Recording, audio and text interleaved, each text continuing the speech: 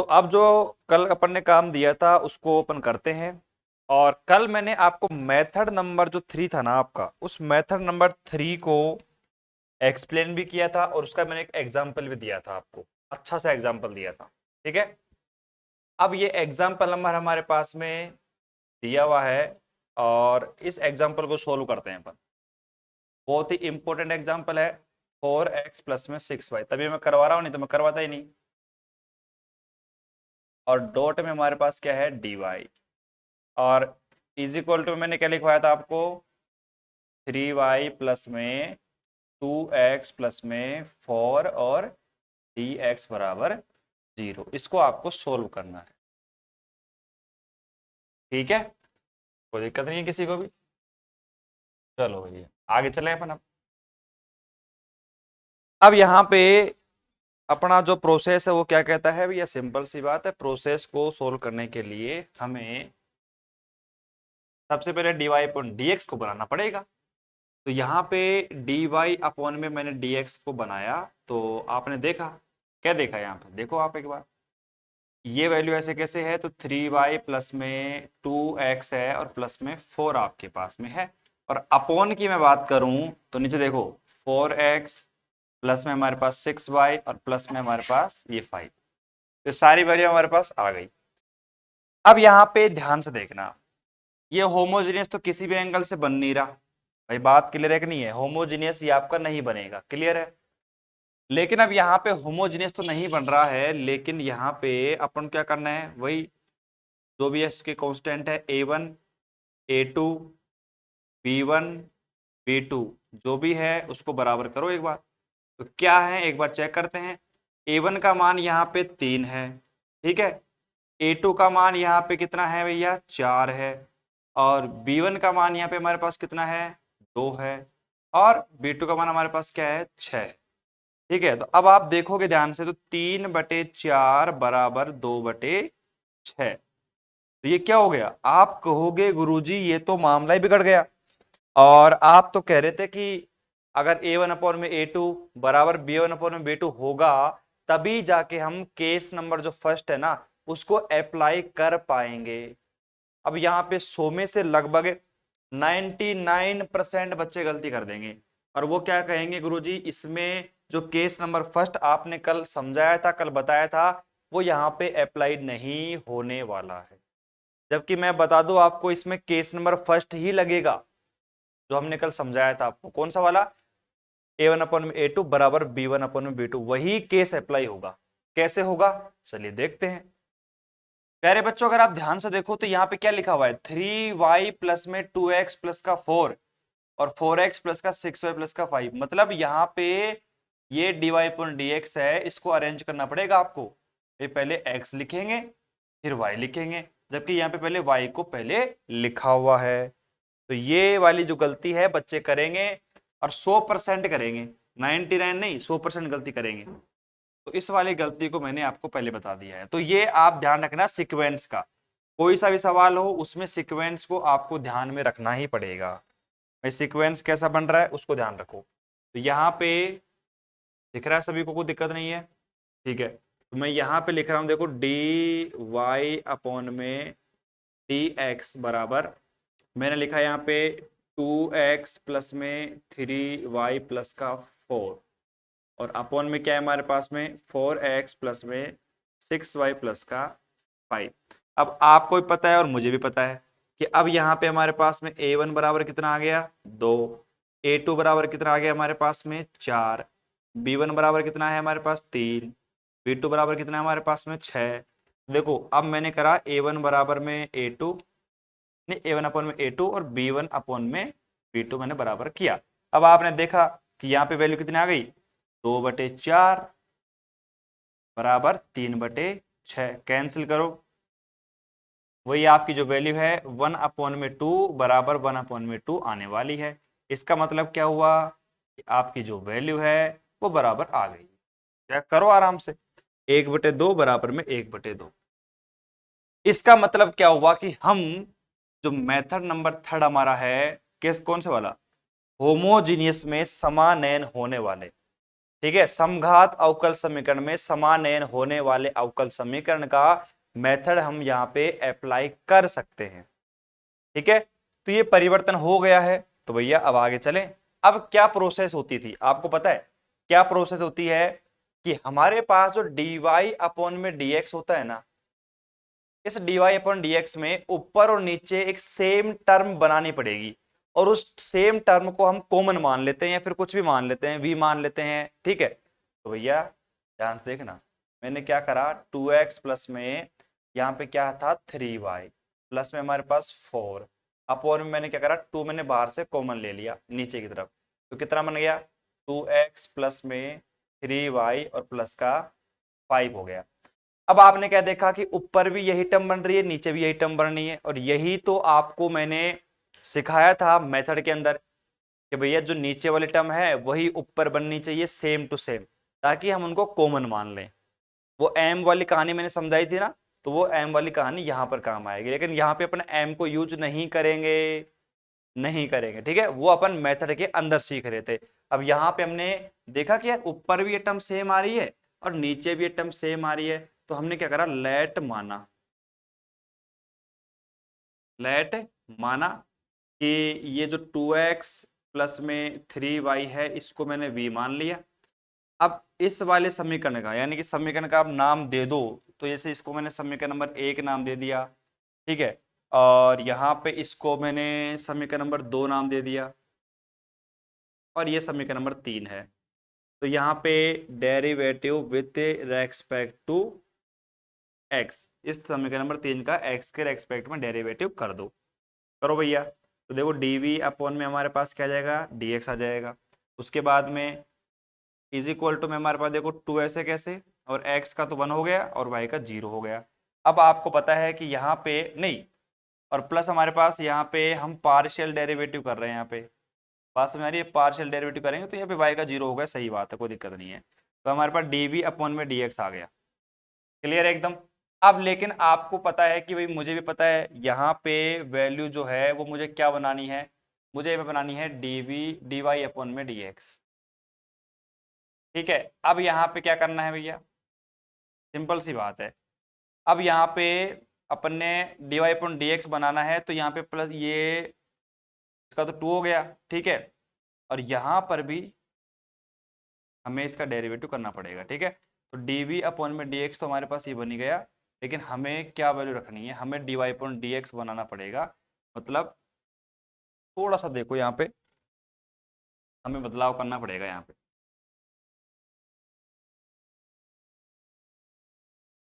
ठीक है, डेरिवेटिव करना पड़ेगा यहाँ पे इसके रेस्पेक्ट में। तो हमें यहाँ पे ध्यान रखना पड़ेगा कि जो 3y हमारे पास में है उसका भी यहाँ पे आपको डेरिवेटिव करना पड़ेगा, क्योंकि आपको बनाने वाली कौन सी टर्म बनानी है, d y upon d x बनानी है। तो यहाँ पे डी वी का हो गया हमारे पास डी वी अपॉन में डी एक्स।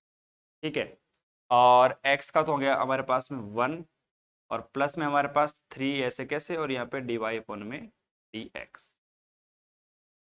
अब यहाँ पे इसके बाद आगे चलते हैं अपन, हमें किसकी वैल्यू चाहिए, हमें चाहिए डी वाई अपॉन में डी एक्स की वैल्यू। भाई जो माना था उसका हमने डेरिवेटिव कर दिया। ठीक है, उसके बाद हमें किसकी वैल्यू चाहिए, d y upon d x की वैल्यू चाहिए। तो हमें यहाँ पे क्या करना पड़ेगा, इस वैल्यू को देखो 3 तो ऐसे कैसे रहेगी, ये हमारे पास आ गई डी वी अपॉन में डी एक्स, और माइनस का हमारे पास क्या है 2 है, और डी वाई अपॉन में डी एक्स की जो वैल्यू है वो क्या निकल के आ गई हमारे पास में 1 अपॉन में 3, और डी वी अपॉन में डी एक्स। अब कई बच्चे कंफ्यूज होंगे, उनका कंफ्यूजन हम दूर करेंगे, बस 1 मिनट रुक जाओ आप। बच्चे कहेंगे गुरुजी हमारे पास यहाँ पे वैल्यू 0 आनी चाहिए थी, वो सब कुछ आना चाहिए था। बिल्कुल 1 मिनट रुको, पेशेंस रखो, आपको समझाएंगे। ठीक है, ये मैंने करा। अब इतना करने के बाद प्रोसेस वही है जो हम करते आ रहे हैं, कुछ इसमें बदलाव तो कुछ करा नहीं मैंने इसके अंदर। अब इसके बाद मान लो कि हमारे पास समीकरण नंबर 3 है, 3 यहाँ पे दे दी, इसको 4 दे दो। ये हमारे पास समीकरण नंबर 4 है। देखो समीकरण 4 का जो मान है आपको कहाँ रखना पड़ेगा, समीकरण 2 के अंदर। समीकरण 4 व 3 से आपको 2 में मान रखना पड़ेगा, तो रख दो मान इसके अंदर। देखो d y upon d x का जो मान है वो कितना आ गया हमारे पास 1 अपॉन का 3, और ये आ गया हमारे पास डी वी अपॉन में डी एक्स माइनस का 2, और इज इक्वल टू हमारे पास कितना आ गया, यहाँ पे देखो ऊपर हमारे पास इसकी जगह मैंने लिख दिया v प्लस में 4 अपॉन में हमारे पास क्या आ जाएगा, देखो 2 मल्टीप्लाई में v प्लस में हमारे पास क्या आ जाएगा 5। ठीक है, अब इसके बाद हमने थोड़ा सा इसको और आगे सोल्व किया, तो यहाँ पे आप ध्यान से देखो 1/3 है तो इसको मैं उधर ले गया, तो यहाँ पे देखो dv अपॉन में dx माइनस का 2 तो ऐसे कैसे है बराबर, यहाँ पे मैंने 3 को 5 से मल्टीप्लाई कर दे तो यह क्या होगा 3v प्लस का 12 कर दो, 4 3 12 अपॉन में क्या है और 2v प्लस का 5। अब ये माइनस का 2 है, ठीक है, माइनस का 2 इधर जाएगा तो ये क्या हो जाएगा प्लस का 2 हो जाएगा हमारे पास, और ये प्लस का 2 हमारे पास हो गया, और प्लस का 2 जैसे ही उधर होगा तो देखो dv अपॉन में हमारे पास क्या आ जाएगा dx, और एलसीएम ले लेंगे हम यहाँ पे तो क्या आ जाएगा देखो 2v प्लस का 5। ठीक है, और यहाँ पे 3v प्लस का 12 और प्लस में हमारे पास कितना जाएगा देखो 4v प्लस में, और ये 5 दूनी 10, ये कितना बन गया बताओ, यहाँ पे ये बन चुका है हमारे पास टोटल 3, और ये बन गया हमारे पास 7v प्लस हमारे पास कितना हो गया 12 यहाँ पे था ही भाई, 4 थी 12 ही तो होगा, 12 हमारे पास है ही, और ये कितना हो गया हमारे पास 24। ठीक है, और 24 थोड़ी 22 बनेगा ना, 22 बनेगा, और अपॉन में हमारे पास क्या है 2v प्लस का 5। कंप्लीट है। तो प्यारे बच्चों अब क्या करेंगे, अब यहाँ पे सिंपल सी बात है कि जो v वाला फंक्शन है उसको v के पास लेके आ जाओ, और जो हमारे पास में x वाला फंक्शन है उसको x वाले पास ले जाओ। अपॉन में हमारे पास क्या है 7v प्लस में 22 इंटीग्रेशन डॉट में dv इज इक्वल टू, और ये dx के साथ में कोई है ही नहीं तो dx के साथ में मैंने 1 मान लिया। तो मुझे यहां तक कोई बता सकता है किसी को कोई प्रॉब्लम है, यहां तक अगर कोई बच्चा मुझे बता सकता है तो बता सकता है आराम से कंप्लीट तरीके से देखो। ठीक है, यहाँ पे हमने कुछ नहीं करा, dy अपॉन dx है इसको अरेंज करा, यहाँ पे इनको बराबर कर दिया आपस में, उसके बाद हमने यहाँ पे वैल्यू 3 मानी, उसके बाद हमने यहाँ पे डेरिवेटिव करा। तो यहाँ पे देखो कई बच्चे कहेंगे कि सर यहाँ पे हमने डेरिवेटिव करा x का तो यहाँ पे 1 हो गया, लेकिन y का x के रेस्पेक्ट में 0 होगा, लेकिन हम यहाँ पे पार्शियल डेरिवेटिव करेंगे तो y बराबर, हम यहाँ पे देखो जैसे हम मानते हैं कोई फंक्शन हमारे पास होता है कि y बराबर क्या होता है y x, तो इसके अंदर क्या होता है कि हमारा x का जो फंक्शन है वो प्रेजेंट होता है, और जब हम इसका पार्शियल डेरिवेटिव करेंगे तो y का भी x के रेस्पेक्ट में क्या होगा dy अपॉन में dx बनेगा। तो साफ सी बात है x का 1 हो गया, y का 3 डॉट में dy अपॉन dx हो गया, हमें dy अपॉन dx की वैल्यू चाहिए, तो याद करने की भी कोई रिक्वायरमेंट नहीं है या फिर कोई आपको समझ में नहीं है, क्योंकि हमें dy अपॉन dx चाहिए तो बनाना पड़ेगा, dy अपॉन dx की वैल्यू हमें v की फॉर्म में बनानी पड़ेगी, और वैसा ही हम करते आ रहे हैं पीछे वाले सवालों के अंदर। तो मुझे यहाँ पे कमेंट करके बताएंगे सारे बच्चे यहाँ से लेकर यहाँ तक किसी को दिक्कत है। अब ये इंटीग्रेशन आ गया, अब ये इंटीग्रेशन जो है ना इसी के कारण ये very very very very important सवाल है, एग्जाम में लगातार आता है, लाइन लगा के आता है। ठीक है, यहाँ पे लिख भी लो ये सवाल कितना है, very very very very very, आराम समझो सवाल को, देखो बिल्कुल कहीं पे भी आपको दिक्कत आती है परेशानी आती है तो आप मुझे कमेंट कर सकते हो।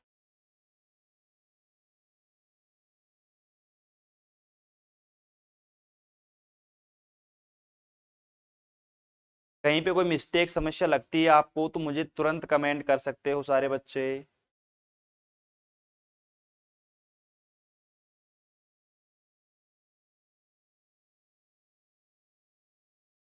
ठीक है, मतलब कंफ्यूजन नहीं रहना चाहिए मन के अंदर कि भाई आप अगर सोच रहे हो कि यार ऐसा हो सकता है ऐसा भी हो सकता है, तो कैसा हो सकता है मुझे बताओ, अगर वो ऐसा हो सकता है तो मैं आपको बताऊंगा।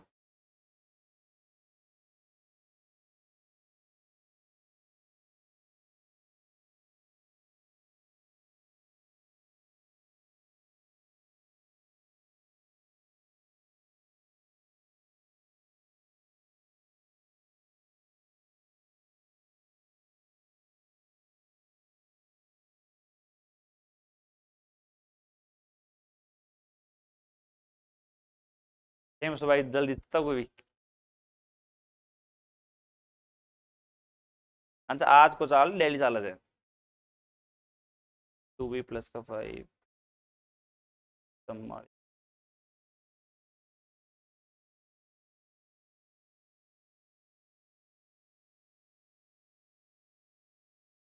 हाँ,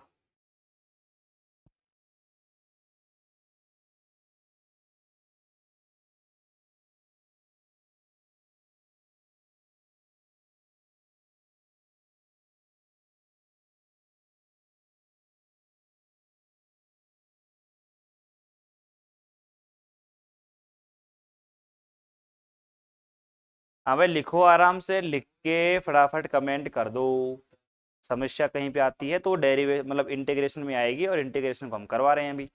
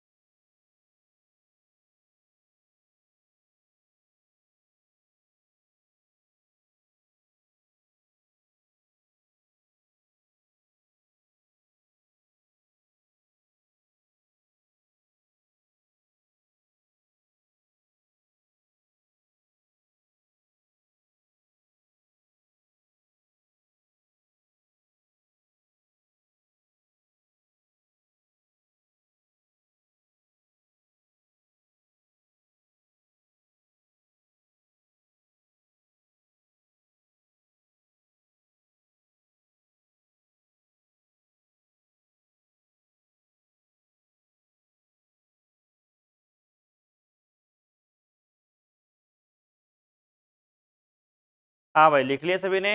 अब चलते हैं आगे। डन है। ठीक है, तो देखो अब इस वाले पोर्शन को मैं मिटा रहा हूँ, और ये जो इंटीग्रेशन है इसको अपन आराम से सोल्व करते हैं तरीके से।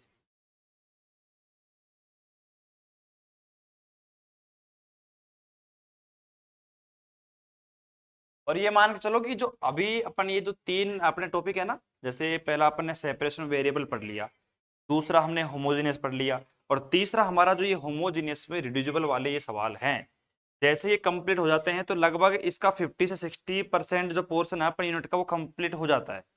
उसके बाद में जो आपके मेथड बचते हैं वो इतने बड़े नहीं है, नॉर्मल मेथड है, क्योंकि टाइम है ना इनमें ज़्यादा लगता है, और ये सबसे बड़े बड़े मेथड है। और बाकी आगे वाले मेथड है वो और भी सिंपल है। बाकी मेथड देखो कोई सा भी हो, जब पहली बार पढ़ते हो तो हार्ड लगेगा, दूसरी बार तीसरी बार चौथी बार जब सवाल करोगे तो पूरे मेथड आपके ऑटोमेटिक सिंपल हो जाते हैं।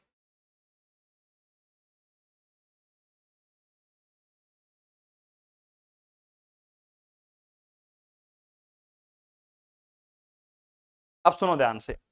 अब हम क्या करते हैं, इसका इंटीग्रेशन करते हैं।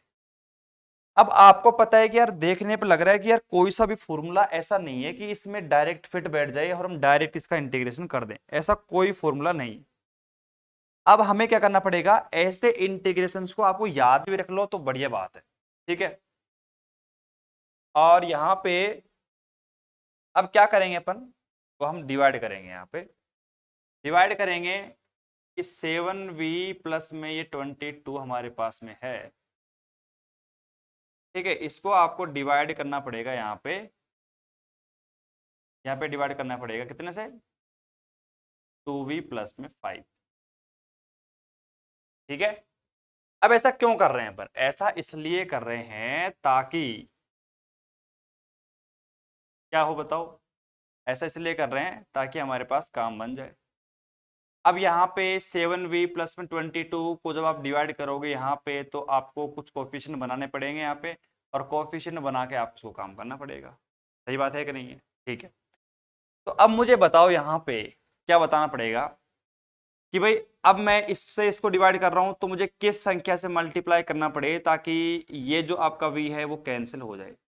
एक काम करता हूं मैं यहाँ पे 2/7 से मैं मल्टीप्लाई करता हूं। जैसे ही मैंने इस पूरी संख्या को देखो 2/7 से मल्टीप्लाई करा, देखो 7v हमारे पास में है, प्लस में 22 हमारे पास में है। ठीक है। जैसे हम यहाँ पे मल्टीप्लाई करेंगे तो क्या आ जाएगा, देखो 7v मल्टीप्लाई में 2/7 और प्लस में यहाँ पे कितना आ जाएगा 44/7। ठीक है। यहाँ पे सब ये 7 कैंसिल हो जाएगा, 2v बच जाएगा, और 2v ही मुझे चाहिए क्योंकि यहाँ पे मुझे 2v रखना पड़ेगा। तो मैंने आपको ये भी सिखाया कि भैया हम डिवाइड कैसे करेंगे और हमें डिवाइड करना किसको है और कैसे करना है। बात क्लियर? तो यहाँ पे हमने डिवाइड कर दिया इसको, मैंने यहाँ पे 2/7 से, मतलब यहाँ पे इसको मैंने 2/7 बार डिवाइड करा, तो मेरे पास क्या वैल्यू आएगी यहाँ पे आएगी 2v और प्लस में 44/7। अभी आपको पता है कि यहाँ पे पहले प्लस का चिन्ह है तो वो बाद में चिन्ह हो जाता है माइनस का। तो जैसे ही मैं इसको कैंसिल करूंगा, इसको सोल्व करेंगे तो यहाँ पे आएगा माइनस का 9/7। बस हो गया आपका काम। अब कैसे लिखेंगे देखो इसको मैं मिटा रहा हूँ साइड में, जो लिखा है मैंने। ठीक है। इसको आप देखो, वैसे इसको करने की आवश्यकता नहीं है, बस मैं आपको बता रहा था करके भाई कैसे करना है। बाकी ये जो अपना डिवाइड है इसको बस थोड़ा सा याद रख लेना तो आपका काम बन जाएगा बिल्कुल तरीके से। अब यहाँ पे देखो हम इसको किस प्रकार लिखेंगे। मतलब हमने क्या करा कि जब इसको डिवाइड करा तो क्या बना, ये हमारे पास इंटीग्रेशन, और उसको हमने तोड़ के लिख दिया तो यहाँ पे आया 2/7 आ गया एक। तो उसके बाद में यहाँ पे माइनस का 9/7 अपॉन में ये आ गया 7v प्लस में 22, और बाहर लगा दो आप मोहर किसकी, dv की, और यहाँ पे इंटीग्रेशन डॉट में dx। प्यारे बच्चे कंफ्यूजन कहीं पे नहीं होने चाहिए, एक एक चीज को समझाया है मैंने। इंटीग्रेशन को हमने तोड़ कर बनाया, तो हमने क्या करा, इस वाले 2v प्लस में 5 को जब मैं डिवाइड करूंगा 7v प्लस में 22 से, तो जब मैंने इसमें डिवाइड करा तो इस प्रकार हमने इसको तोड़ कर लिख दिया, और जैसे ही मैंने तोड़ के लिख दिया ना, हमारा काम ही बन गया। देखो अब इसका इंटीग्रेशन कितना आसान हो गया। अब यहाँ पे ये 7/2 हमारे पास में है। ठीक है। तो 7/2 हमारे पास में है तो इसका कितना हो जाएगा, 2/7 है, 2/7 में हमारे पास हो जाएगा इसका मल्टीप्लाई में v आ जाएगा, और यहाँ पे माइनस आगे है 9/7, ऐसे कैसे, और ये 1/x की भांति काम करेगा तो ये आ जाएगा log 7v प्लस में 22 आ जाएगा, और बराबर में 1 था यहाँ पे तो ये x आ जाएगा, और प्लस में हमारे पास c आ जाएगा। अब काम कितना से करना है कि जो हमारे पास में v का मान था, कितना मान था v का, बताओ जरा, कोई बता सकता है मुझे? v का जो मान था हमारे पास में वो था 2x प्लस में 3y। ठीक है। ये 4 नहीं था, 2x प्लस में 3y था, और 4 भी था कि नहीं था इसमें? ठीक है। 4 उसके अंदर शामिल नहीं था, मेरे हिसाब से 4 नहीं था।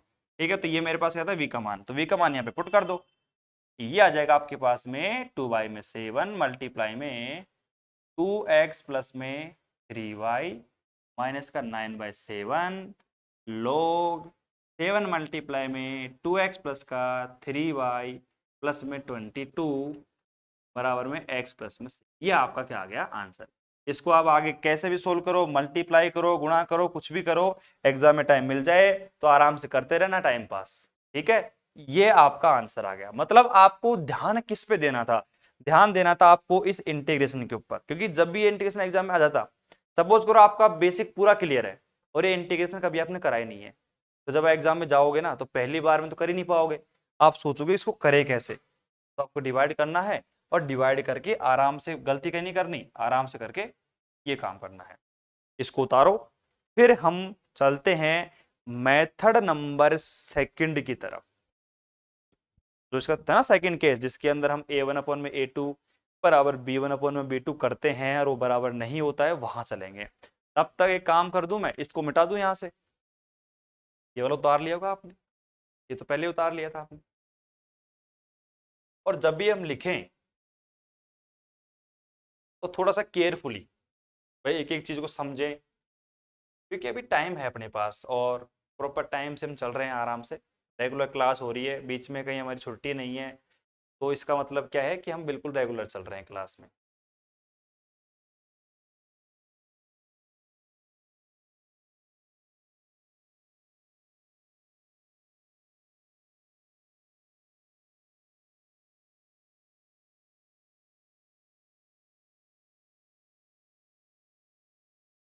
आराम से उतार लो और उतारने के बाद कमेंट कर देना।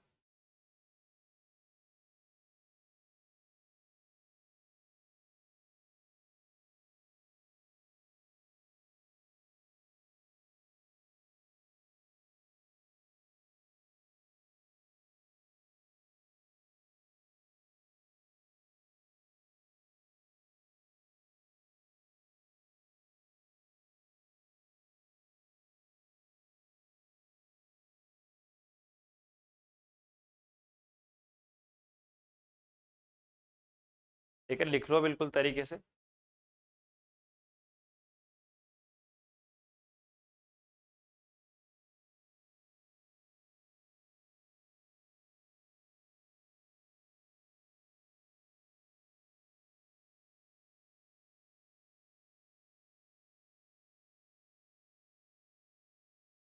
हाँ भाई, मैंने लिख दिया है वहाँ पे 2x प्लस का 3y ही लिखा हुआ है, तो कोई दिक्कत नहीं है उसके अंदर।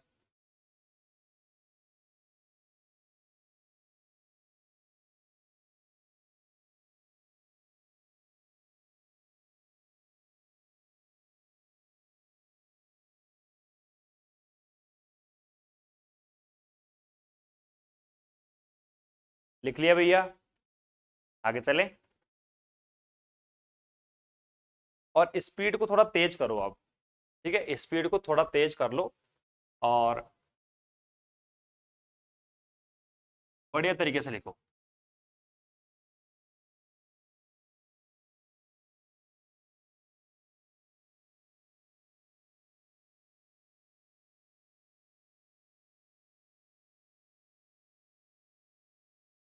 थोड़ा जल्दी लिखेंगे पर।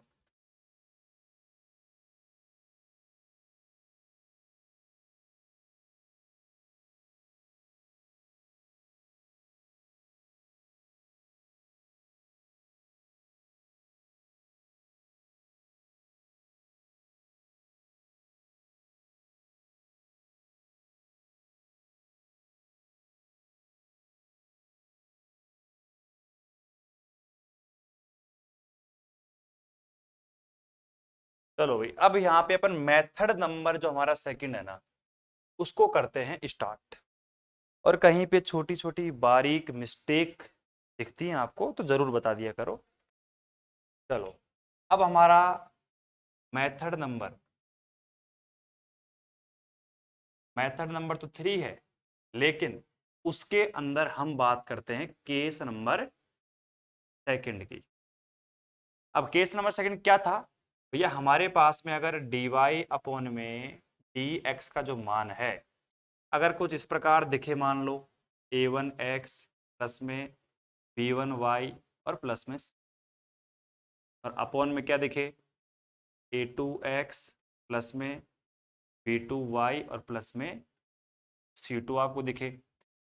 अब इस केस के अंदर हम बात करें, अगर a1 अपॉन में a2 बराबर नहीं है किसके, b1 अपॉन में b2 के, तो उस कंडीशन में क्या करें, क्योंकि साफ सी बात अगर a1 अपॉन में a2 बराबर b1 अपॉन b2 के हो जाएगा तो केस नंबर फर्स्ट को हम आंख बंद करके यूज कर सकते हैं, उसमें तो कोई समस्या होगी ही नहीं। तो बच्चे कह रहे हैं गुरुजी बहुत अच्छी बात है, अब आगे चलो। मैंने कहा बिल्कुल आगे चलते हैं अपन। अब इसके अंदर क्या करेंगे अपन, इस मेथड में क्या करेंगे, ध्यान सुनना। लेट माना, हमने माना स्मॉल x बराबर कैपिटल x प्लस में h, स्मॉल y बराबर कैपिटल y प्लस में k, हम पुट करेंगे। ठीक है, हम पुट करेंगे और साथ साथ में आपको पता है अगर मैं यहीं से कैपिटल x का मान निकालना चाहूँ तो कितना आएगा, x माइनस का h, और कैपिटल y का मान निकालना चाहूँ तो स्मॉल y और माइनस का के, ये मैंने लेट किया है। ठीक है, इसके अलावा अगर मैं बात करता हूं यहाँ पे, जो यहाँ पे स्मॉल डी वाई अपॉन में डी एक्स है, इसको भी मैं कैपिटल डी वाई अपॉन में कैपिटल डी एक्स लिखूंगा। ये मैं बदलाव करूंगा इसके। अब बच्चे कहेंगे गुरुजी आपने लिख तो दिया, बहुत अच्छी बात है, लेकिन ये बता तो दो कि d y upon d x जो है ये कैपिटल में वाई और कैपिटल में एक्स कैसे लिखा है। अगर पेशेंस रखोगे, धैर्य रखोगे तो सब कुछ समझ आएंगे भैया। अब सुनो ध्यान से, हमने क्या कहा कि भैया मैं ये काम करूंगा, तो आपने भी इजाजत दे दी कि कर लो भैया जो भी करना है। अब ध्यान से देखना, डी वाई अपॉन में डी एक्स, अब जहां पर भी आपको x दिखे ना, स्मॉल x, वहां पे ये चिपका दो आप। देखो यहाँ पे a1 और यहाँ पे क्या आ जाएगा कैपिटल x प्लस में h। ठीक है, प्लस में हमारे पास में क्या है, b1 है, और y क्या है भाई, हमारे पास y जो है वो क्या है, हमारे पास कैपिटल y प्लस में a है। बहुत ही अच्छा मेथड है, एकदम सिंपल मेथड है, इसको इतना सिंपल कर देंगे अपन। और ये हमारे पास c1 है। इसी प्रकार आप तो क्या है, देखो समझदार बच्चे हो, इंटेलिजेंट बच्चे हो, तो हम क्या करते हैं, a2 और यहाँ पे कैपिटल x प्लस में h कर देते हैं, प्लस में ये हमारे पास में क्या है b2 कैपिटल y प्लस में हमारे पास क्या आ जाएगा, और प्लस में c2 आ जाएगा। अब हम थोड़ा सा अगर अपना दिमाग और लगा लें, हालांकि हम में है तो नहीं, लेकिन थोड़ा सा लगा लें, तो क्या करेंगे, देखो हमने यहाँ पे मल्टीप्लाई करा, ठीक है, मल्टीप्लाई करा, और यहाँ पे x प्लस का h हमारे पास में है, y प्लस का k हमारे पास में है। तो हमने क्या करा कि जो ये x प्लस का y यानी कि वेरिएबल वाला पार्ट है ना, x प्लस का जो y हमारे पास में है वो मैंने एक तरफ कर दिया। ठीक है, और प्लस में हमारे पास में ये जो a1 हमारे पास कांस्टेंट है, b1 हमारे पास कांस्टेंट है, c1 हमारे पास में है, इनको मैंने एक तरफ कर दिया। ठीक है, तो यहाँ पे इन कांस्टेंट को आप एक तरफ करोगे तो कैसे हो पाएगा, देखो भाई x प्लस का h हमारे पास में है, ठीक है, और यहाँ पे क्या है y प्लस का k, तो मैंने क्या करा x प्लस का y एक तरफ लिख दिया। ठीक है, और ये x प्लस का जो h है ना, इनको भी मैंने एक तरफ लिख दिया। और ये जो हमारे पास में a1 है, तो यहाँ पे देखो ये a1h प्लस में ये हमारे पास में b1k प्लस में c1, और इसी के साथ यहाँ पे देखो ये प्लस में यहाँ पे a2h भी आएगा, प्लस में हमारे पास में ये a2k भी आएगा, और प्लस में c2। मतलब ये कांस्टेंट वाली जो कहानी है ना, इसको मैंने अलग ही लिख दिया है। आप देखो पूरे कांस्टेंट है, ये भी क्या है, पूरे कांस्टेंट है, और ये सारे आप लिख लो कि ये पूरे क्या है, इधर मैं तीर बना के लिख रहा हूँ, ये क्या है, सारे कांस्टेंट है के, और आप यहाँ पे ये H1 H2 K1 K2 है, इनके भी जो मान है आप निकाल सकते हो, वो निकाल लेंगे अपन मतलब क्वेश्चन के अंदर। ठीक है, तो अब ये सारे कांस्टेंट निकल के आ गए, इनको हटा दो आप, मतलब एक तरीके से इनको हमने रिमूव कर दिया, एक तरीके से हमने क्या कर दिया, इनको रिमूव कर दिया, इनको अलग से सोल्व करेंगे। और ये जो हमारे पास टर्म बच गई ना, इस टर्म को यानी कि कैपिटल डी वाई अपॉन में कैपिटल जो डी एक्स हमारे पास में है, इसको हम सोल्व करेंगे किस प्रकार से, एक्स प्लस का वाई और ये x प्लस का h। अब ये क्या बन गया, ये जो आपके पास इक्वेशन बन गई, दिमाग लगाओ तो आप, ये बन गई समघात अवकल समीकरण। समघात अवकल समीकरण, होमोजीनियस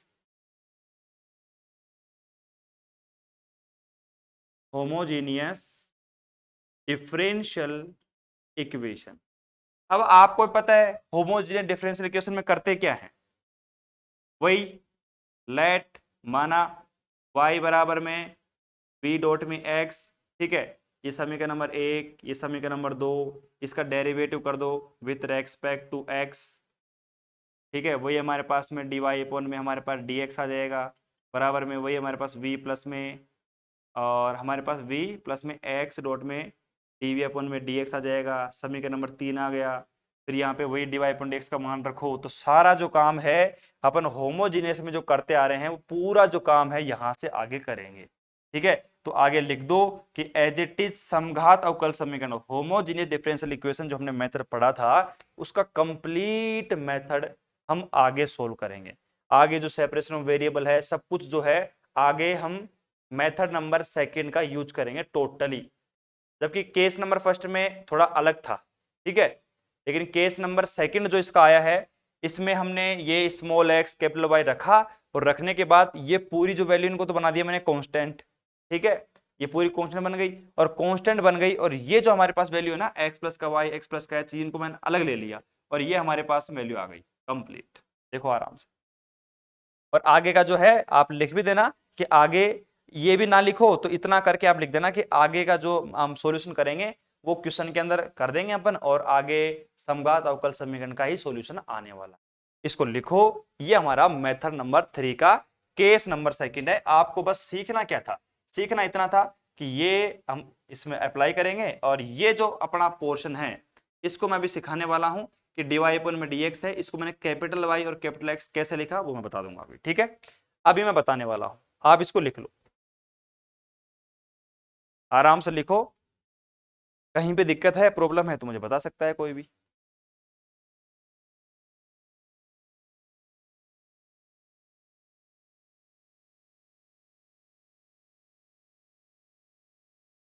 छोटी सी गलती क्या करी अपन ने, छोटी सी गलती यहाँ पे अभी मैंने देखा मेथड के अंदर, तो देखो यहाँ पे जैसे ये a1 है, तो उस टाइम पे आपने जल्दी जल्दी में लिख दिया कि a1 है वो x के साथ मल्टीप्लाई है। अगर आपने गौर किया हो उस टाइम पे, अच्छी बात है, a1 x के साथ मल्टीप्लाई है और a1 h के साथ भी मल्टीप्लाई होगा, तो h वाले टर्म को तो मैं उधर ले गया, लेकिन यहाँ पे a1 जो है इसके साथ ही तो मल्टीप्लाई होगा, ठीक है। अब यहाँ पे थोड़ा सा मैं इसको अगर खोल के लिख दूं तो कैसे लिख पाऊंगा, देखो a1 x लिख दो आप, ठीक है, और यहाँ पे साथ साथ में लिखो, ये लिख दो b1 y, क्योंकि साफ सी बात है यार, a1 है वो x के साथ भी है और h के साथ भी है, जो h के साथ में उसको उसको मैंने यहाँ लिख दिया a1h, ये b1 हमारे पास में, तो b1 को मैंने लिख दिया यहाँ पे b1k, तो b1y यहाँ पर है, a1x यहाँ पर है।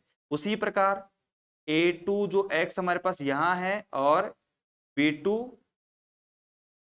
k हमारे पास में आएगा, b2 हमारे पास में और k ये हमारे पास नीचे आ गया, तो उसका हमने ध्यान नहीं दिया जल्दीबाजी में, तो आप यहां पर भी कर लो आराम से a1x, और ये हमारे पास में क्या आ जाएगा यहाँ पे प्लस में b1y, और यहाँ पे क्या आ जाएगा a2x, और ये हमारे पास में आ जाएगा b1k आएगा यहाँ पे, ठीक है, क्योंकि हम h और k में लेके चल रहे हैं, x प्लस का h, x प्लस का h, ठीक है, और यहाँ पे y प्लस का k, y प्लस का k, यहाँ पे ध्यान देना, ठीक है। और यहाँ पे k तो आएगा ही नहीं, यहाँ पे y आएगा। अब बच्चे कंफ्यूज हो रहे हैं, बच्चे कंफ्यूज हो रहे हैं, एक मिनट रुको, हम इसको वापस से समझा रहे हैं, सारे बच्चों का ध्यान यहाँ पर होगा कंप्लीट तरीके से, ठीक है। एक छोटी सी मिस्टेक है उसके कारण बच्चों को थोड़ा सा कंफ्यूजन हुआ होगा, नहीं हुआ तो कोई बात नहीं, बढ़िया बात है, हमने पूरा कर दिया कंप्लीट। दिक्कत यहाँ पे हुई थी कि सर a1 जो है x के साथ भी होगा और h के साथ भी होगा, a2 x के साथ भी है, a2 h के साथ भी है। अब मैंने जितने भी h, k और c1 इनको मैंने एक तरफ लिख दिया, h, k और c2, a1, b1, a2, b2 सबको अलग कर दिया। केवल यहाँ पे जो टर्म बचेगी ना x y x y x y और एक्स वाई के अंदर बचनी चाहिए, लेकिन इनके जो कोफिशिएंट थे a1x, b1y, a2x, b2y साथ साथ रहेंगे, दैट्स ऑल, काम खत्म। कंफ्यूज बिल्कुल नहीं होना है, ठीक है भाई, कॉन्सेप्ट के साथ हम चलेंगे ना, इधर थोड़ी है कि भाई अपन ने a1 को वहां पे भूल गए लिखना, तो जल्दीबाजी में गलती मत करना, और लिखो, और कहीं पे समस्या लगती है आपको तो बता सकते हो आराम से आप, लेकिन बिल्कुल समझ समझ के लिखेंगे, देख देख के एकदम।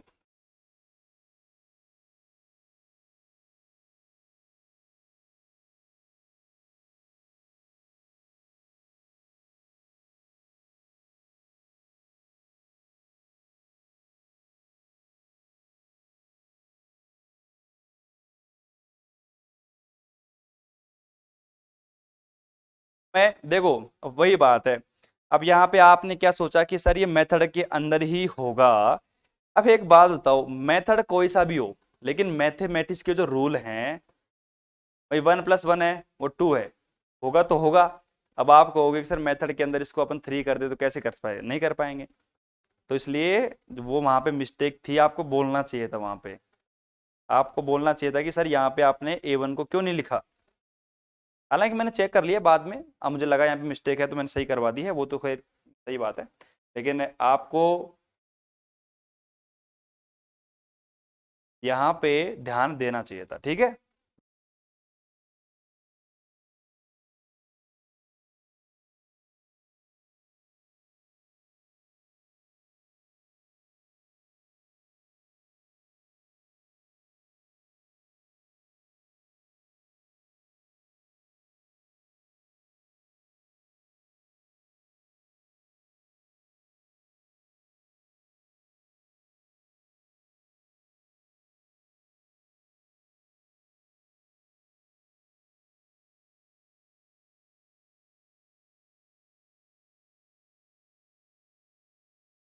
उतार लो आराम से। और आपको पता है कि कोई सा भी मेथड हो, उस मेथड का जब तक हम सवाल नहीं सीखेंगे ना, तब तक हम कंप्लीट तरीके से उसका आंसर नहीं लिख पाएंगे। ये तो सही बात है, सिंपल सी बात है, इसमें कोई दोहराई वाली बात ही नहीं है। लिखते ही ऐसे बोल दो कि सर लिख दिया हमने, आप आगे चलो।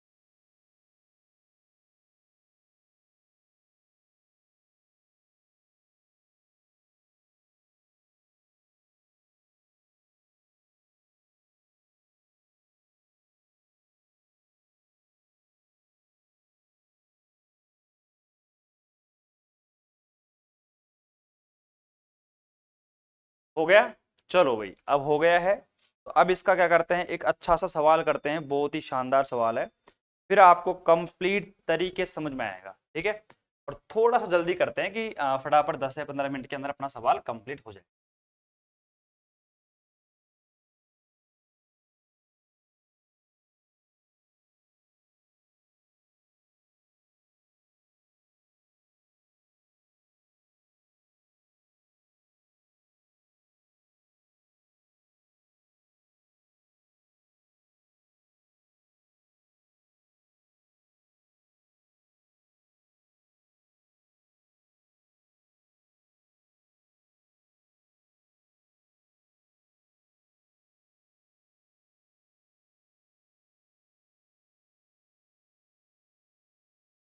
चलो भाई अब फटाफट एक सवाल लिखते हैं, आप नोट कर लेना, और लेकिन मेरे साथ साथ नोट मत करना। एग्जाम्पल नंबर हमारे पास में मतलब नहीं है, डी वाई वन में हमारे पास डी एक्स है, बराबर क्या है हमारे पास, देखो एक्स प्लस का 2y माइनस का 3, और यहाँ पे क्या है अपना 2x प्लस का y माइनस का 3। ठीक है, इसको आपको सोल्व करना है। बहुत सारे आपके मन में डाउट आएंगे, सभी डाउट को एक साथ क्लियर करेंगे। देखो अब सुनो ध्यान से, आंसर करेंगे अपन यहाँ पे।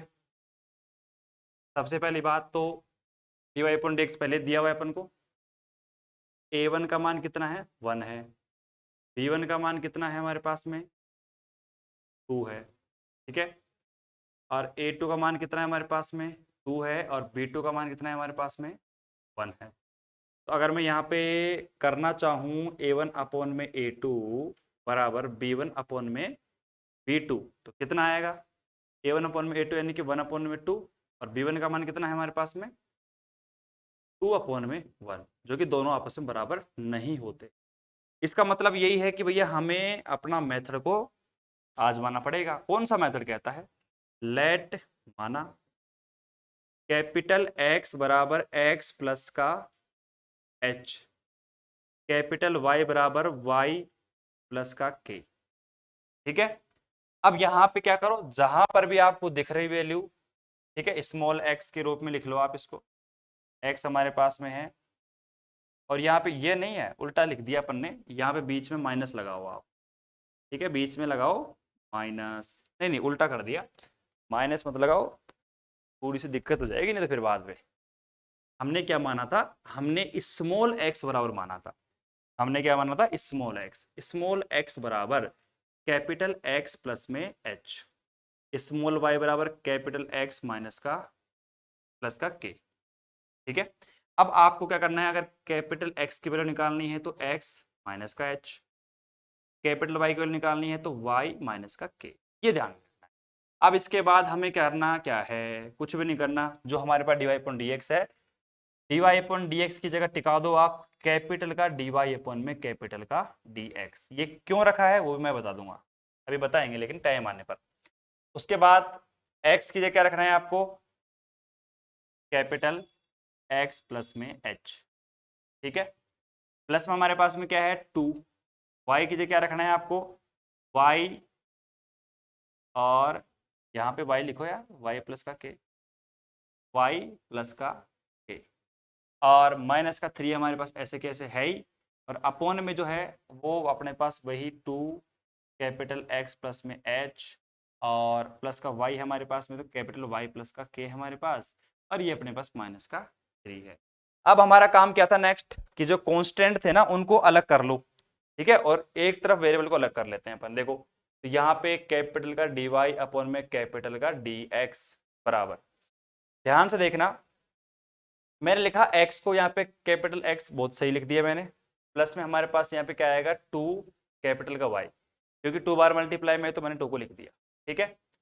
ये मैंने एक तरफ बना दिया, और प्लस मैंने यहाँ पे कर दिया आगे की तरफ। देखो h हमारे पास ऐसे कैसे है, आगे कोई कोफिशिएंट नहीं है तो h मैंने लिख दिया ऐसे कैसे, प्लस में हमारे पास क्या आएगा 2k आएगा और माइनस का 3 आएगा, अपोन में करते हैं अपन, अपोन में कर दिया। तो यहाँ पे अब देखो नीचे की तरफ देखोगे तो आप 2 कैपिटल का x और प्लस में हमारे पास क्या आएगा y आएगा, और इधर करेंगे प्लस तो हमारे पास क्या आ जाएगा, देखो 2h और प्लस का k और माइनस का 3, एकदम सही है। प्रॉपर तरीके से देखो, मैंने वेरिएबल को एक तरफ कर लिया और कांस्टेंट को एक तरफ कर लिया। अब प्यारे बच्चों मेथड हमारा कहता है कि जो कांस्टेंट है ना इनको तो अलग कर लेंगे, और या फिर आप इनकी वैल्यू भी निकाल सकते हो। अगर आप देखो ध्यान देखो यहाँ पे आराम से इनकी वैल्यू निकालनी पड़ेगी वैसे तो, अगर देखा जाए तो देखो h प्लस का यहाँ पे 2k माइनस का 3 है बराबर 0, और यहाँ पे ये 2h प्लस का k माइनस का 3 बराबर 0। इस प्रकार से आप इनकी क्या निकाल सकते हो, वैल्यू निकाल सकते हो। अब क्या करो, अगर ऊपर यहाँ पे आप इसको 2h से मल्टीप्लाई कर दो, देखो 2h प्लस का 4k माइनस का कितना हो जाएगा, यहाँ पे 6 बराबर 0, और यहाँ पे 2h और प्लस का यहाँ पे k और माइनस का 3 बराबर 0। अब यहाँ पे इसको कर दो आप माइनस और माइनस, और ये प्लस, ये कैंसिल हो जाएगा आपका, और यहाँ पे क्या बचेगा, देखो माइनस का ये प्लस का 3 के बच जाएगा, और यहाँ पे बचेगा माइनस का 3 बराबर 0। तो यहाँ पे देखो के का मान कितना आ गया, के का मान आ गया आपके पास में 1, के का मान आपके पास 1 आ गया। और इसी प्रकार के का जो मान है आप यहाँ रख दो, एच का मान निकाल दो, तो यहाँ पे देखो 2h और प्लस का 1 और ये माइनस का 3 हमारे पास बराबर 0। तो ये 2h बराबर कितना आ जाएगा हमारे पास, ये माइनस का 2 आ जाएगा बराबर में 2, 2 से 2 कैंसिल, h बराबर 1। तो आपने क्या देखा कि हमने जो कांस्टेंट थे हमारे पास में h और k, उनकी जो वैल्यू है हमने निकाल ली। कितनी है, एक हमारे पास में 1 है, एक हमारे पास में 1 है, मतलब k का मान भी 1 है, h का मान भी 1 है। यहाँ पे मत रख देना ये वैल्यू, ठीक है, यहाँ पे आपको नहीं रखनी है। अब आगे क्या काम करना था अपन को, भैया आगे पता है अपन को क्या काम करना है।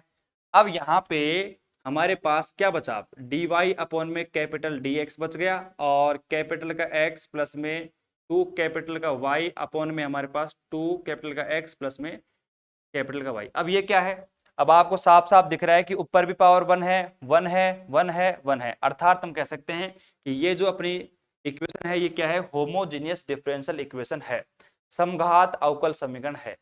और समघात अवकल समीकरण है तो हम जानते हैं यहाँ पे कैपिटल का y बराबर v मल्टीप्लाई कैपिटल x मैंने माना, ठीक है, समीकरण के नाम दे दो अच्छा रहेगा।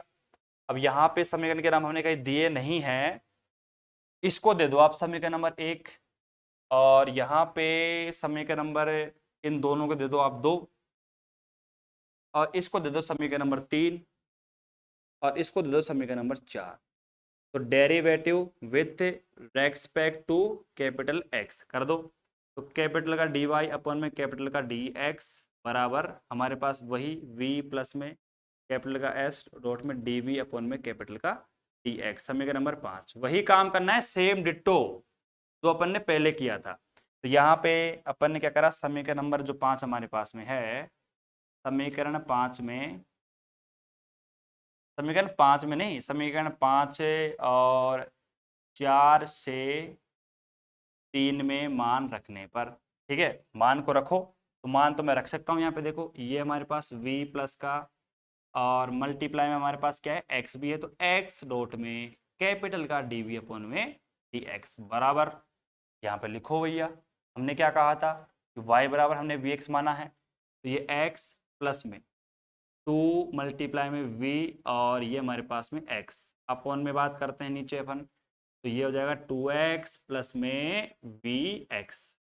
अब ऊपर और नीचे से आप vx को कैंसिल कर दो, तो देखो v प्लस में x डॉट में dv अपॉन में कैपिटल का dx। अब ऊपर नीचे से x को कॉमन ले लो, 1 प्लस का 2v अपॉन में नीचे क्या है भैया, x को कॉमन ले लिया मैंने तो 2 बच गया मेरे पास, ठीक है, और प्लस का बच गया मेरे पास v, x से x कैंसिल हो गया। ये जो v है अगर मैं इस v को उठा के इधर ले आऊं तो कितना हो जाएगा, माइनस का v हो जाएगा।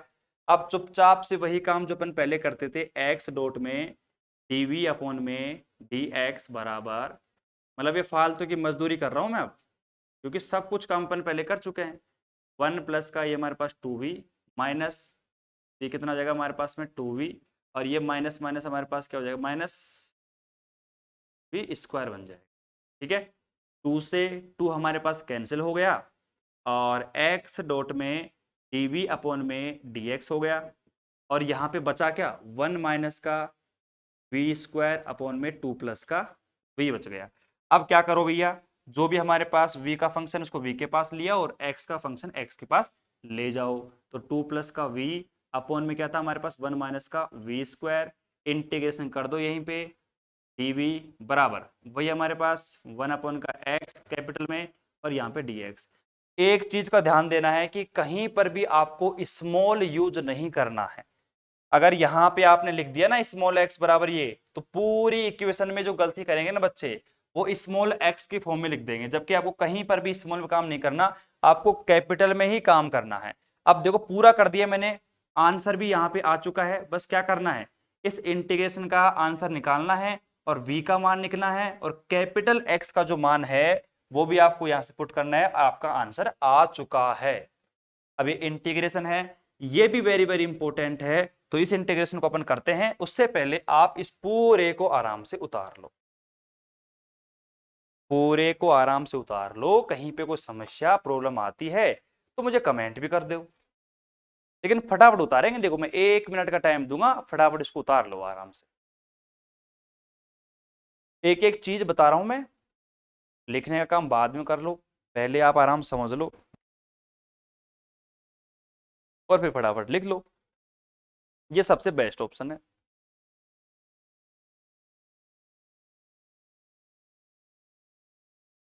और कई सवाल ऐसे भी होंगे जहां पे अगर हम कुछ गलती कर देते हैं तो इसलिए थोड़ी दिक्कत हो सकती है, थोड़ी बहुत हो सकती है, ज़्यादा नहीं होगी, थोड़ी बहुत, तो उसको तुरंत नोट कर लिया करो आप। तो डिफरेंशियल इक्वेशन है, थ्योरम तो करवा नहीं रहे अपन, माइनस प्लस होता रहता है।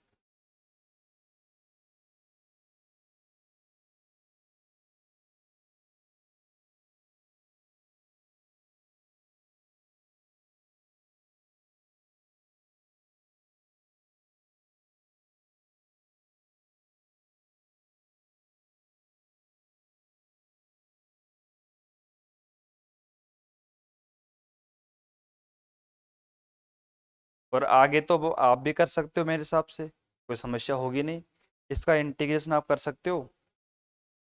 कई बच्चे कहेंगे गुरु जी हम तो नहीं कर सकते, आप ही करके दे दो, और मुझे पता है अगर मैं इसको नहीं करवाऊंगा ना तो ये आपके कॉपी में ऐसे के ऐसे लिखा हुआ रहेगा, इसका आंसर होने वाला ही नहीं है। करवा देंगे इंटीग्रेशन, क्योंकि इंपॉर्टेंट सवाल है, मैं रिस्क नहीं लूंगा। एग्जाम में ये सवाल आ गया और आपने नहीं किया तो फिर पूरी जो रेस्पॉन्सिबिलिटी है मेरी रहेगी।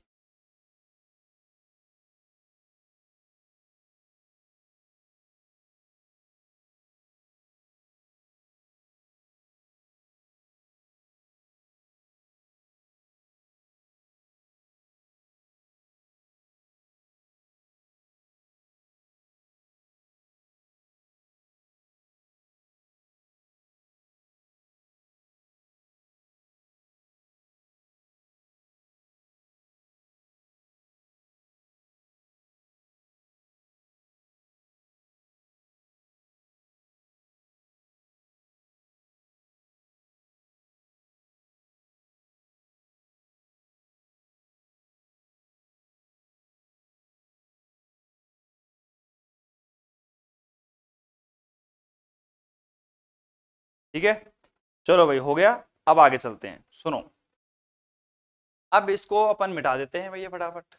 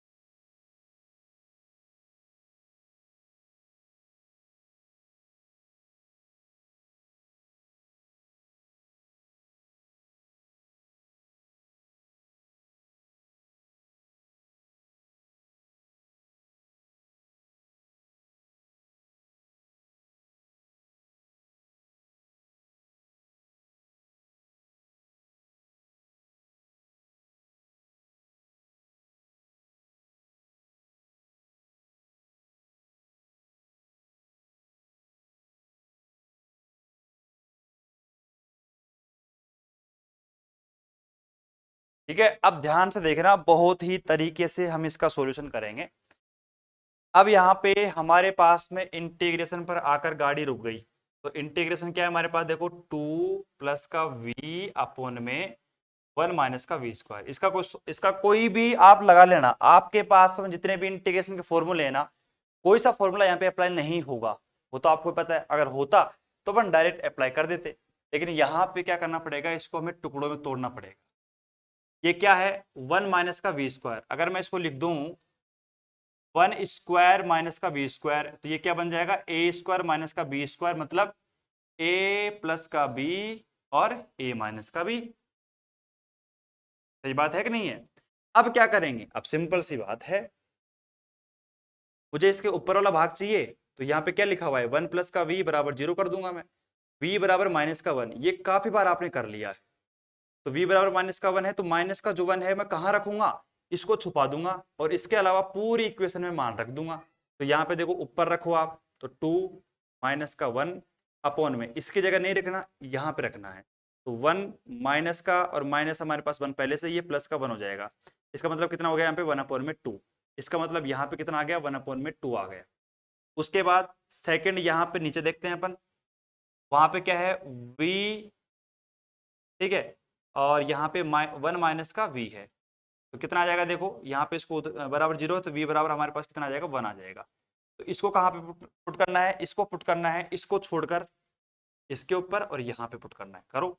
तो यहाँ पे फटाफट देखो मैंने करा, ये हमारे पास 2 है और प्लस का 1 है अपॉन में, यहाँ पे पुट करना है आपको, तो 1 प्लस में 1 हमारे पास आ जाएगा, कितना आ जाएगा, 3 अपॉन में 2।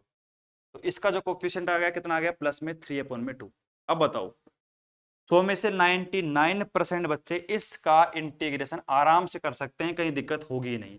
इंटीग्रेशन, ठीक है, 1 अपॉन में 2 मल्टीप्लाई 1 अपॉन का 1 प्लस का v, और प्लस हमारे पास बीच में, और 3/2 हमारे पास, और 1 अपॉन में 1 माइनस का v, और डॉट में dv।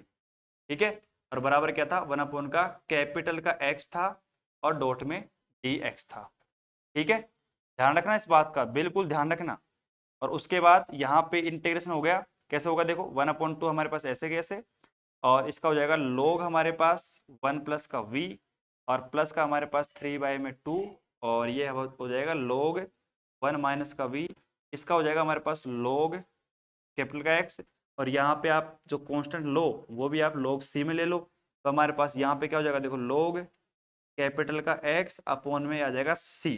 आप इधर थोड़ा ध्यान से देखो, आप तो क्या कर सकते हैं अपन, देखो ये 1/2 है, इसको मैं ऊपर ले जाऊं पावर में तो 1 प्लस का ये क्या आ जाएगा v की पावर 1/2 प्लस में वैसे मैं यहाँ पे करता हूँ log 1 माइनस का v की पावर आ जाएगा 3/2 बराबर कितना आ जाएगा हमारे पास में log में x अपॉन में c। वैसे ही यहाँ पे आप फॉर्मूला अप्लाई करोगे तो कितना आ जाएगा, देखो log m प्लस का n है, तो यहाँ पे भी हमने गलत लगा दिया फॉर्मूला, यहाँ पे log बीच में क्या है प्लस का फॉर्मूला है, तो यहाँ पे फॉर्मूला कैसे लगेगा, फॉर्मूला लगेगा m इंटू एन का, मतलब x मल्टीप्लाई c का फॉर्मूला लगेगा, तो यहाँ पे क्या आएगा हमारे पास log x मल्टीप्लाई c। अरे फॉर्मूला याद है कि नहीं है, log के दो फॉर्मूले होते हैं, log m प्लस में log n, एक फॉर्मूला होता है log m इंटू एन का फॉर्मूला, एक होता है हमारे पास में log m और माइनस का log n, क्या होता है ये log m अपॉन में n, ये फॉर्मूला याद है कि नहीं है, बस उसी को मैं अप्लाई कर रहा हूँ, तो यहाँ पे वही काम कर रहा हूँ, लेकिन यहाँ पे देखो थोड़ा सा और सोल्व करता हूँ मैं, तो log 1 प्लस वी की पावर है 1/2 मल्टीप्लाई 1 माइनस का v की पावर है 3/2, ठीक है, बराबर हमारे पास क्या है log x मल्टीप्लाई c। अब थोड़ा सा भाई अगर आप थोड़ा ध्यान दो, यहाँ पे हम log से log को कैंसिल कर देंगे, ठीक है, हमारे क्या पास बच जाएगा 1 प्लस का v की पावर है 1/2 मल्टीप्लाई में 1 माइनस का v की पावर 3/2 बराबर क्या है x मल्टीप्लाई में c। अब मुझे भी पता है आपको भी पता है, यहाँ पे ये जो हमने y बराबर कैपिटल y बराबर क्या माना था, v मल्टीप्लाई में कैपिटल का x, मतलब v बराबर कितना है कैपिटल का y अपॉन में कैपिटल का x है, और आपको भी पता है मुझे भी पता है कैपिटल x क्या है x से माइनस का h है, कैपिटल y क्या है हमारे पास में y माइनस का k है। तो जहां पर भी आपको वैल्यू दिख रही है, जिसकी जहां पर भी वैल्यू दिख रही है ना, वो आपने लिख लिया होगा, उसको मैं मिटा रहा हूं, ठीक है, इस वाली वैल्यू को।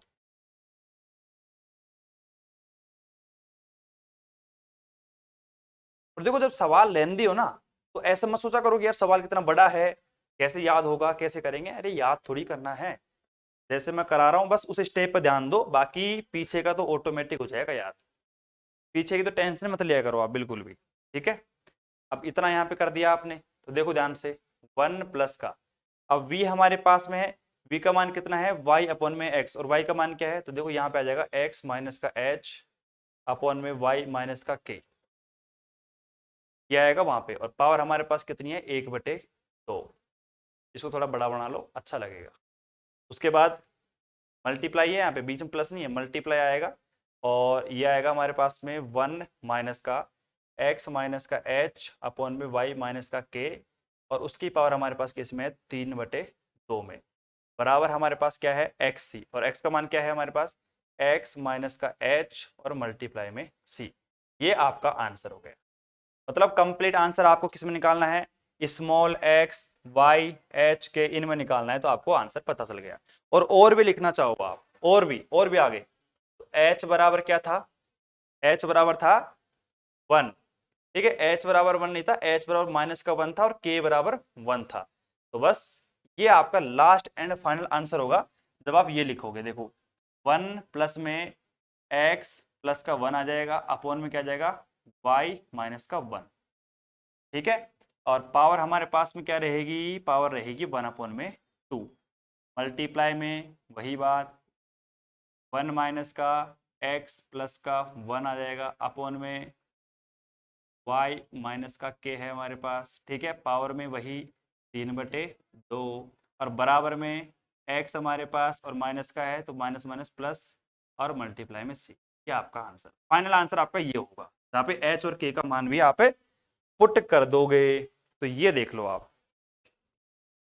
तो आज की क्लास में हमने काफी कुछ सीखा है, सवाल भी लिखा, ठीक है, साथ साथ में हमने 2 सवाल भी करे हैं, अच्छा काम करा है आज अपन ने, और उम्मीद करता हूँ मैंने कुछ जल्दीबाजी नहीं करी, बिल्कुल एक एक चीज को समझाया है प्रॉपर तरीके से, ठीक है। कोई समस्या लगी आपको? मेरे हिसाब से कोई समस्या नहीं होगी, कहीं पर भी कोई समस्या नहीं है मेरे हिसाब से। तो आराम से नोट डाउन करो, जहां पर दिक्कत है पूछो।